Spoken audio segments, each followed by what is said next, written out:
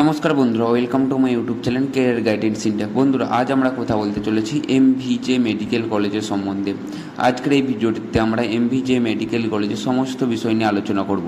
চলো দেরি না করে ভিডিওটি শুরু করা যাক। প্রথমে আমরা আলোচনা করব এই কলেজটি কত সালে স্ট্যাবলিশ হয়েছে এবং এই কলেজটি কোথায় অবস্থিত। এই কলেজটি 1997 সালে স্ট্যাবলিশ হয়েছে এবং এই কলেজটি কর্ণাটক রাজ্যের ব্যাঙ্গালোর শহরে অবস্থিত এবং এই কলেজটি Rajiv Gandhi university of health science দ্বারা অনুমোদিত এবং এনএমসির দ্বারা স্বীকৃত। এবার আমরা আলোচনা করব এই কলেজে কটি এমবিবিএস এর সিট রয়েছে এবং এই কলেজ থেকে তোমরা পড়তে গেলে তোমাদের কত টাকা খরচ হতে পারে।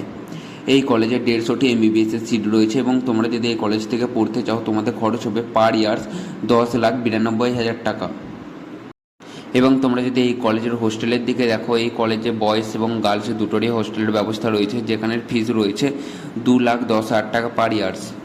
আমরা আলোচনা করব এই কলেজের লাইব্রেরি, ক্লাসরুম এবং হসপিটালকে নিয়ে।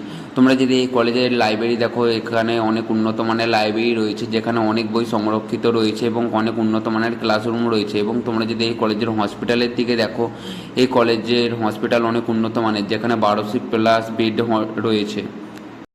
এই হসপিটালে তোমরা অপারেশন থিয়েটার থেকে শুরু করে আইসিইউ থেকে শুরু করে সব কিছু ফ্যাসিলিটিই তোমরা পাবে।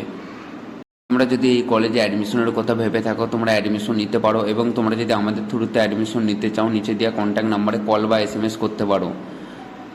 তোমরা যদি কেউ এমবিবিএস ছাড়াও এমডি বা এমএসএ অ্যাডমিশন নিতে চাও, তোমরাও নিচে দেওয়া কন্ট্যাক্ট নাম্বারে কল বা এসএমএস করতে পারো। থ্যাংক ইউ বন্ধুরা, দেখা হচ্ছে নেক্সট ভিডিওতে।